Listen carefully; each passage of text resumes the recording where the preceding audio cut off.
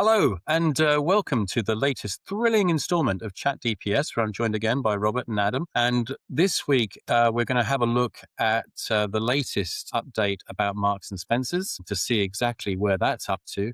But first of all, there's a story that's been going around the marketplace, and it's really quite disturbing on many different levels. It's about Clawbot, and this is following up on the release of an article from the Register, which has been picked up by both Robert and Adam. And they've both got interesting perspectives on this because there's a significant shift in what's going on in the marketplace. So, Robert, do you want to give us an introduction to what actual Clawbot is to begin with?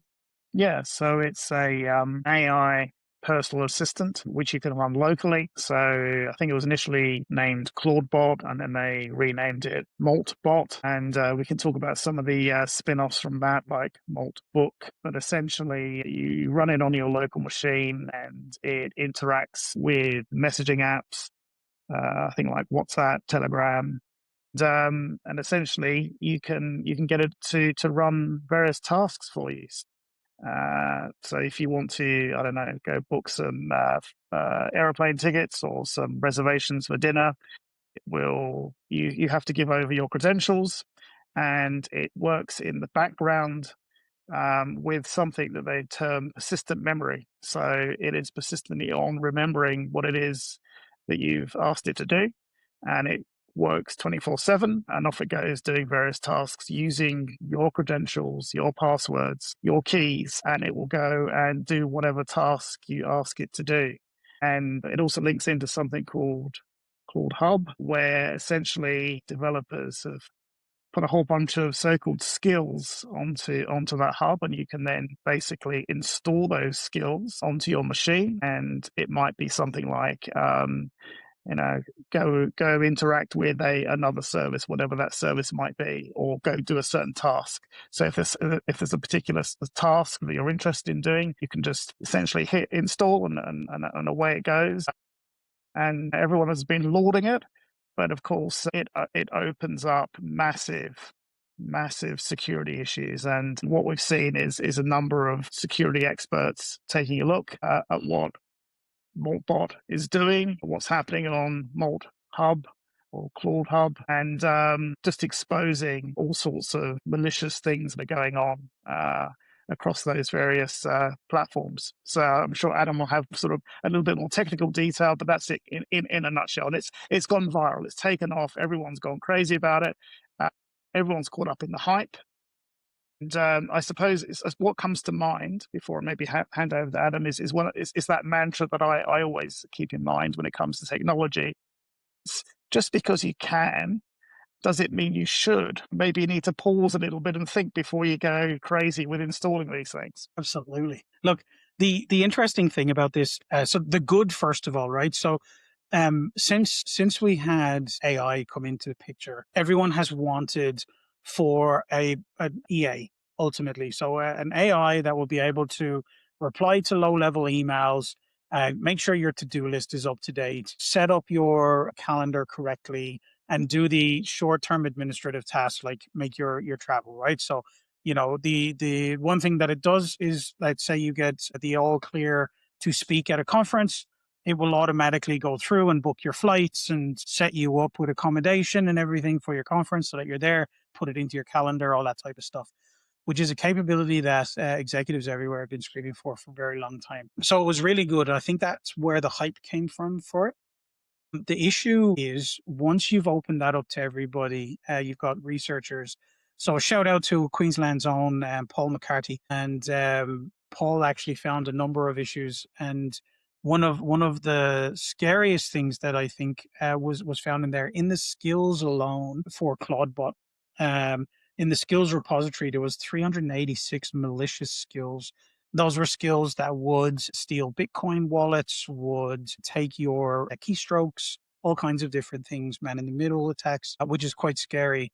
And the actual app was found as well by other researchers to actually have a key stealing application on it as well. And Paul, about 8 hours ago, put up a post on LinkedIn saying that he spoke to the authors of the platform and said, "Can you take down the malicious stuff?" And they just said no. So in his words, we're on our own from that end. So it just goes back to the basic idea, similar to what you were saying before, Rob. It was just around just understand what you're putting in. Think of it like any other application. What am I putting into my network? What's the risk that I'm doing by doing this? And understand where all of that is held. Make an educated decision. Back to your point though, Robert, I mean, it's just because you can, should you? I mean, sort of, I mean, with regards to this, I mean, obviously what you do at home on your own computer is one thing. What you do with your corporate computer might be something completely different. I mean, would this be covered by some kind of fair use policy? I mean, shadow AI or, sort of like, could companies be updating any documentation around this? Well, I think they should be updating and making sure that if any of this sort of shadow AI, shadow agents, shadow skills are being fine tuning to make sure anything like that is being detected on the network. Because I guess some of the risks are, even though this is set up as a personal assistant, maybe you may be exposing corporate credentials with when you're interacting with these particular agents. So I think there's the risk there is once you open the front door, these malicious agents and skills might come in and grab everything, including say corporate keys and corporate credentials. And once they know who you are, they're getting all your information. I think one of the key risks that's been talked about by these researchers is essentially supply chain attacks. You may be grabbing credentials from a developer, somebody who's in your supply chain, has got your credentials to get into, your AWS, your Azure instance, and away they go, and then they're into your enterprise. So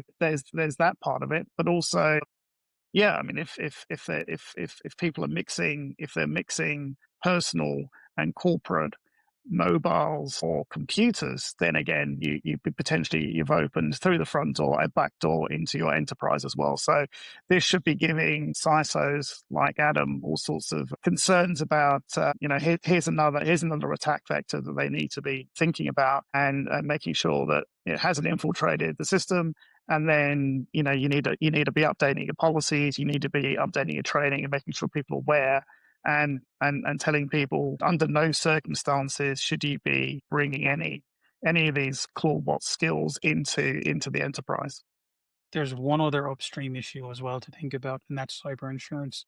I have seen cases where utilizing known issues and having known issues, like for example, if Fine. you have installed a malicious piece of software or whatever through this service and you're utilizing it at the moment and it's known to be bad, that they won't cover you if there is a breach. So there's a lot to think about on what you do there. So if you utilize it, depending on the terms and conditions. So for example, understanding that the bot itself, when you install it, has a keylogger on it. So if the terms and conditions state that they're able to take that information and that information gets stolen, are you still insured since you made the call to allow that information to leave your business? So just thinking about this from a legal perspective, I mean, we used to be all buyer beware. I mean, you don't even have to buy this stuff these days. It's just there, isn't it? I mean, as part of the service. So it's just Well, you there only and it's rent up things and running. anymore. You never buy Yeah, anything. never buy anything. Yeah, I mean, how is that from a legal standpoint, Robert? I mean, obviously, you're responsible, yeah, but you haven't even asked for the bloody thing. Well, I think part of the problem with this, with the hype around it, is that people are going onto the hub and looking at all these skills, somehow thinking that just because it's got, what is it, 80,000 plus stars on GitHub, or whatever it might be, that somehow that means that these skills have been peer reviewed and have been authenticated, and everything's okay to install. So people are making a whole heap of assumptions, which, yeah, just exposes yourself and potentially your organization as well to massive data leak and all sorts of terrible consequences. So this is why, as responsible enterprises, you need to be going, you've got to put a stop to this, because this could get out of control. And I think just to kind of add, there was from the article, there was a really interesting quote, came from another Australian cybersecurity expert, Jameson O'Reilly. And I quite like this one. So if you just bear with me, I'll read this one out. I think it's quite good. So he said, the deeper issue is that we spent 20 years building security boundaries into modern operating systems, sandboxing, process isolation, permission models, firewalls, separating the user's internal environment from the all of that work was designed to limit the blast radius and prevent remote access to local resources. AI agents tear all of that down by design. They need to read your files, access your credentials, execute commands, and interact with external services. The value proposition requires punching holes through every boundary we spent decades building. When these agents are exposed to the internet or compromised through supply chain, attackers inherit all of that access. The walls come down. So I think that's a really great quote and just really quite scary, to be honest. That is scary. I mean, putting and puts it into perspective hugely. It's kind of worrying times, right? Where you've really got to look at what you're doing. Yeah, don't get caught up in the hype. Don't get caught up in the hype, yeah, and make sure that you're doing your checks and balances and when you're scanning and all the other bits and pieces, because you're going to get caught out, right? 100%, The other thing that's sort of related, and we were sharing it. We were sharing a sort of discussion or an article around that, and I was just chatting to Adam about this just before. Was Microsoft and the fact that they're now making their own agents available through the Azure admin portal. Is that right, Adam? There's so there you go. That's the official Microsoft corporation. But there's a whole bunch of external agents which are available through the portal, which anyone within that enterprise that has access to it could then install. But then the question again becomes, because I think it's been introduced without any real communication or documentation, is what happens when you use those agents and information is passed to those external parties that have actually put those agents together. Where is that information going? Again, what is the security risk around this? Yeah, it gets put in as a capability uplift. So it's able to be pushed out at any given time as automatically on because it's a capability enhancement. So, like, for example, the different bots that you can utilize and AI agents that you can utilize in Teams. So all of those are there for users to go through. So that just automatically gets put in. If they have a look in the apps part and they want to put in any of the agents, they can, unless you restrict that to start with an automatic no, then it will be available to everyone straight from the get-go as part of their usual terms and conditions. I'm just wondering. I mean, obviously, we covered this a few weeks ago or a few months ago, maybe now, with the strategy piece around AI coming out of America, saying it's just open the floodgates, just go go go go go. We're not going to get left behind. Is it just sort of like the whole hype around? Look, we've got to be aware of this because of data sovereignty. We've got to be aware of this because of a range of different things. And the Americans are like gung ho on getting everything out into the marketplace. We're sort of like sitting here looking at it and going, hold on a minute, this isn't aligned with anything that we're doing over here, and maybe we should be considering other options. Somehow this became the race to the moon. Yeah. So Yeah. it's most important that we get there first. And it's interesting that, at least here in Australia, it's a little bit calmer than that. But you can see it like on the world stage, you can see that everyone is pushing towards getting the best AI out there. If you looked at the CIS in January, I think it was, when they did the big conference, like everyone's tech was all AI enabled, enhanced, blah, blah, blah. So it really is the thing that everyone's trying to get on board. And it's funny because it's just automation, contextually aware automation, an awful lot of what it's talking about. Like if you got robots movement, it's contextually aware there's something there and it does something when it sees it. So it's interesting that we use AI as a catch-all for all of these different things that look like it's really smart computer stuff, as opposed to, what each different thing is actually doing. Yeah. That Look, adds the hype, I think. yeah, I did want to squeeze in a little bit about Marks and Spencers as well, because there were some really interesting things, and it's a completely different story. I mean, it's really basically a hindsight look at, what really went on there. And there were some things there that online sales, just sort of like making sure that people are aware of what we're talking about here. So they went back to being a minimum viable company. They shut down the systems that they didn't need in order to be able to, sort of like maintain some level of business during that period. And so they kept production, sales, and payroll. And then they had to shut those down further as time went on. But essentially, they were losing £3.8 million pounds a day in online sales. And they confirmed in May that customer data was breached. They were able to confirm now that this was a socially engineered supply chain incident. So the losses were in the region of around about £40 million a week, which is something ridiculous. And then what they did notice was that in July, their sales were down by 13%. So the share price was down, by 13%.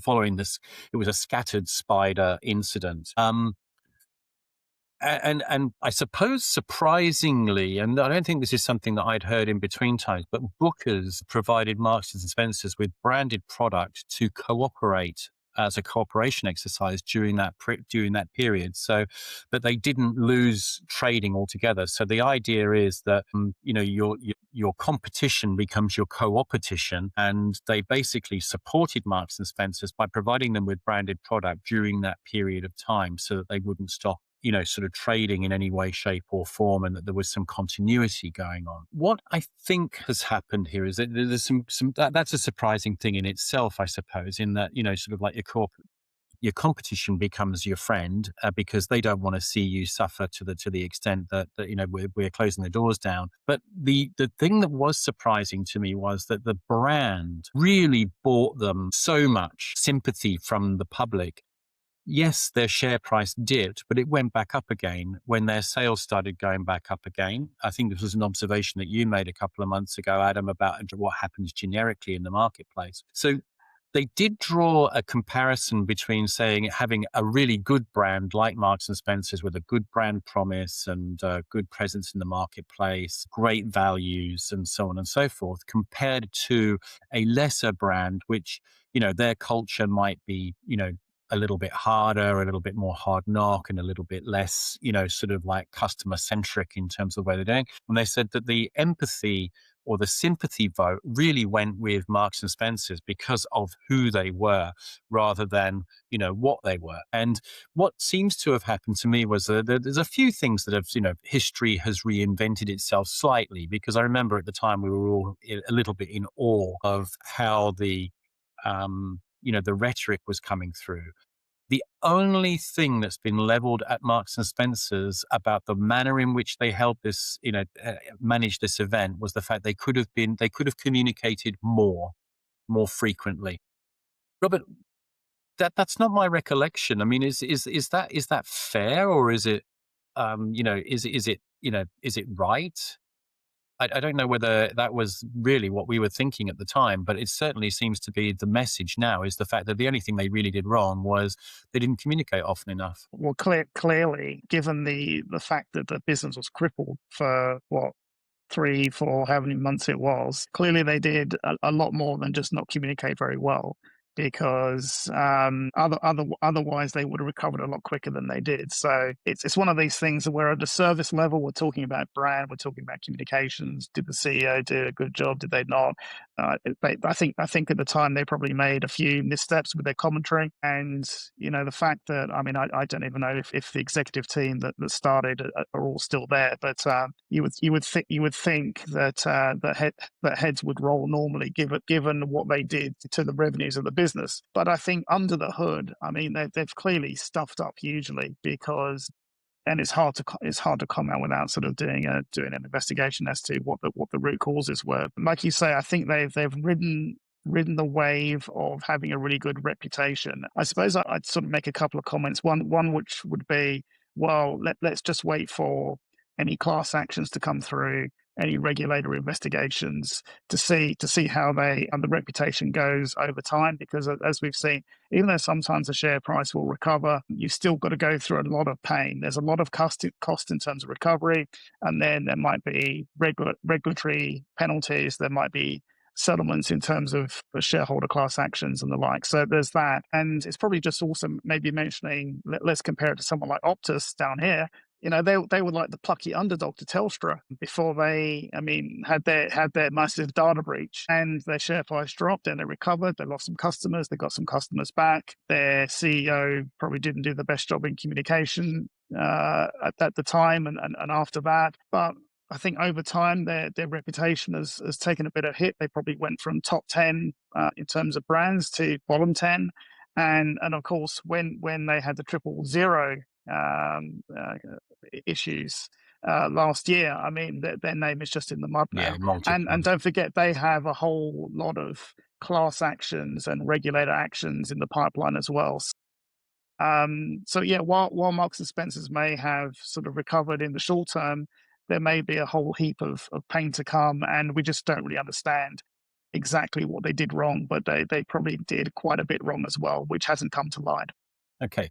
Yeah, I mean, I think they also, just before you come in, Adam, I think they also had, I mean, some misfortune during that period as well, because the CEO, who is now being lauded for doing a good job, it had to be announced because of the regulation, I guess, is the fact that he had his remuneration released during that period of time. So he had a fresh remuneration package that was actually updated during that period. And it was a fairly significant increase. I mean, it measured in millions of pounds, which but it's still come out smelling of roses. Yeah, I mean, it's interesting. Adam, did you have any thoughts on this before we close? Yeah, so time will tell. I think the first time something like this happens, there's a lot of goodwill for bigger brands. But over time, like you said it yourself, Rob, when it comes to Optus, for example, right? Really important to note that the first time that it happened, there was a lot of goodwill. And then as happened and more happens, the goodwill starts to fade very Yeah. quickly. The other point that I'd like people to think about is when it comes to communication, when like external communication, if you're a large brand and you are in breach, it's really important. The idea of is there enough communication? I think you'd be surprised how little communication you can get away with if it's consistent. It's consistently doing updates every month, consistently doing updates each quarter, consistency across the board. You can actually be vague and be praised for how much information you're giving the market, as long as you're consistent about it. That's one big difference that I've noticed in some Right. of the breaches that have had great communication. If you look at each piece, they're not really saying a whole lot more, but because they're consistently telling you where they're at and what's going on and what's next, you're like, oh, this is amazing. We've got an awful lot of insight. Yeah. Okay. Yeah. That's interesting. That's and very good. Look, gentlemen, I fear that we've run out of time, but I'd just like to say thank you and thank you for listening. We hope that it's been informative for everybody. Inform, educate, and entertain. It's the old BBC thing, isn't it? But thank you very much. That was Chat DPS for this week, and we look forward to catching up with you again soon. Thanks.